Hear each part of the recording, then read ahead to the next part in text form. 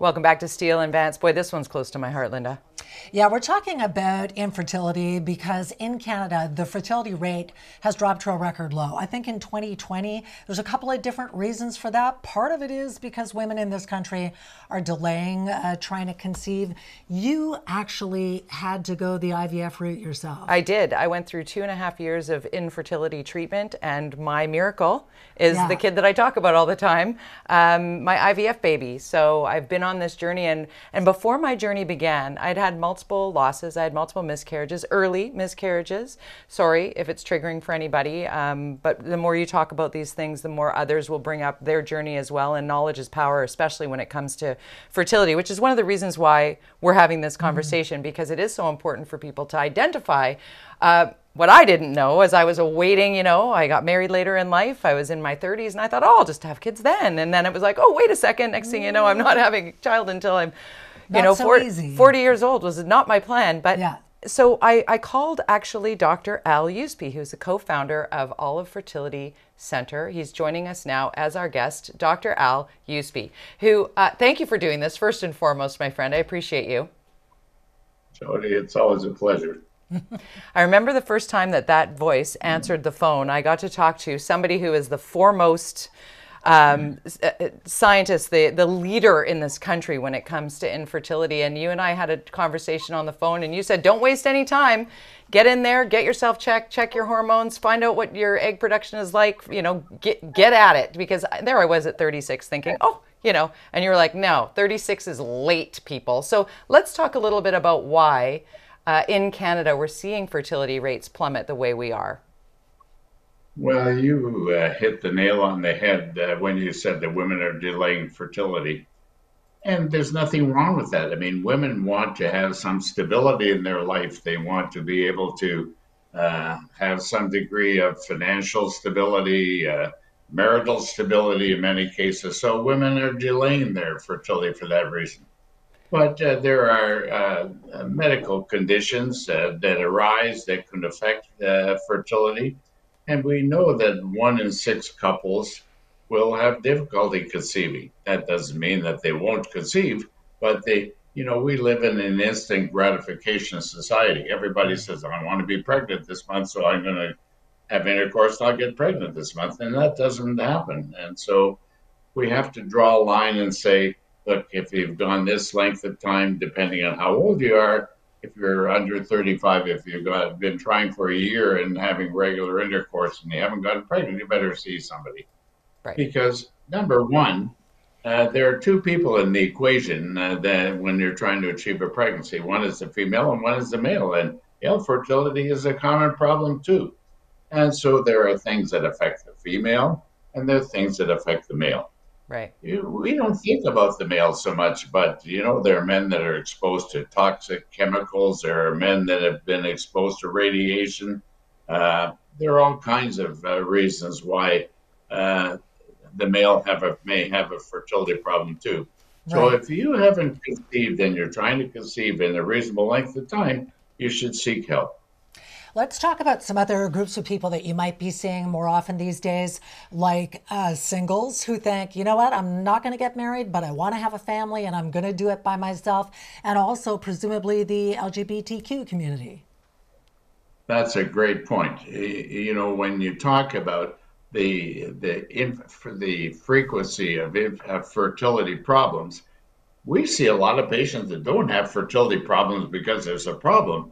The issue is that we see a female couple who don't have access to sperm, and you need sperm as well as eggs to be able to conceive.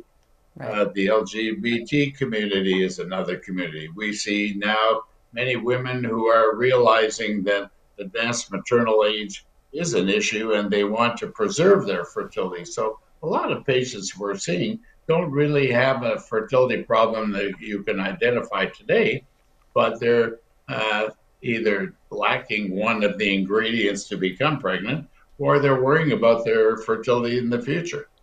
So how much of a disservice has, I don't know, Hollywood done to the mindset of women and couples of all walks who think, oh, well, look at them. Look at Janet Jackson had a baby. Yeah, right. Twins at 50, I think. Yeah, right? you know, people having babies well, later, like that is not typical. well, no, and it's not just becoming pregnant, but the incidence of miscarriage, the incidence of abnormalities in babies increases as women age. Right. And interestingly enough, that people don't even think about, what about when the male gets older? There are 47 genetic mutations that have been involved, that have been identified in men over the age of 47. So, Oh, Didn't know that. there are issues that people don't think about. So, see, that's interesting. when you say somebody said, I know somebody who got pregnant at 42 or 43, yes, but I know 100 who didn't. And that's the Right? point. You So know, the issue is nothing is impossible. do you recommend that younger women who maybe aren't sure if they're going to get married or don't want to stop the career right away, do you recommend that they freeze their eggs? Well, that's a difficult question. I mean, to answer specifically, we know that the younger a woman is when she freezes her eggs, the better chance that we have of having those eggs result in an ongoing pregnancy and delivery. But young women are in a situation where they often can't afford to do that because nobody else pays for it. The government doesn't pay for it. Right. And so there are issues, but egg freezing is always good as a preventive measure. So, Dr. Yuzpe, when it comes to fertility treatment, as I mentioned, for me it was 16 years ago, and it was, every morning, 17 days a month, I was having blood work and internal ultrasounds, and it was a very invasive feeling process. It's come an incredibly long way since then, but as you mentioned, still quite expensive. But how much more accessible has fertility treatment come with Olive Fertility Centers and connecting with other treatment centers across the country? And opening it up to more people. How does it look today? Yeah. Accessibility has become much greater in the province of British Columbia. We have really 4 IVF clinics in the province. The Olive Fertility, which is our clinic, the Olive Fertility Centre, has a clinic in the city of Vancouver, but we also have a clinic in Surrey. We have a clinic in Kelowna. We are opening a new clinic in Victoria, which will open in August of this year. We have a temporary site right now on 8th Street, which is really just to get people into treatment, to get their investigations done, to do some simple things. So the province of British Columbia is really good in a concentrated area. Right. That's one of the problems with Canada. We not only have 10 countries in one, each country being a province that I'm referring to, but the provinces are so big. And there are patients who live in northern BC and who, they still don't have access to treatment very easily. Well, it's a fascinating subject, and I know a lot of people, even when they found out you were coming on, were saying, oh, this is going to be interesting, because it touches so many people's lives. So thank you for your groundbreaking work in this area, and we really appreciate you coming on the show to talk to us today.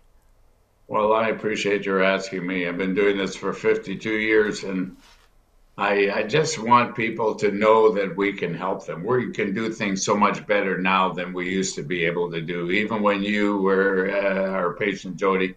Yeah. I mean, right now, I can tell you that if we put back one fertilized egg or embryo that's been genetically tested, the chance of conception is close to 70%.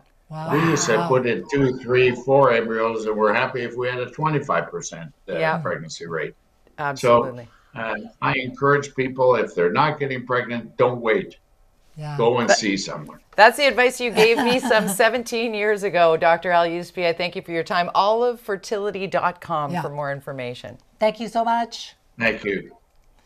Isn't it interesting when he talks about men and the difficulty as they get older? Because you always think, oh, guys can have a baby when they're, 80 or 85. We're like, yeah, Robert De Niro today. Right? just talked about his 7th child, a daughter, and what is he, in his mid to late 70s? Yeah. Yeah, or let's talk Mick Jagger. We could go on and on, but it's interesting. Go to olivefertility.com or reach out to your family physician. It's quite the journey. I'm happy to report, though, that out of the dozen or so women in the waiting room when I was on my journey, all but one had a baby. Nice. So there is hope. If you're out there and you're feeling it and you're feeling bad, reach out. You know where to connect with us, Vance at CHEKmedia.ca, Steele at CHEKmedia.ca, and olivefertility.com. Really glad that we were able to bring this to you tonight. Yeah. Coming up next, an Abbotsford family had a terrifying experience when their driveway was swarmed by people swinging axes and bats. What the hell is wrong with people? That's coming up.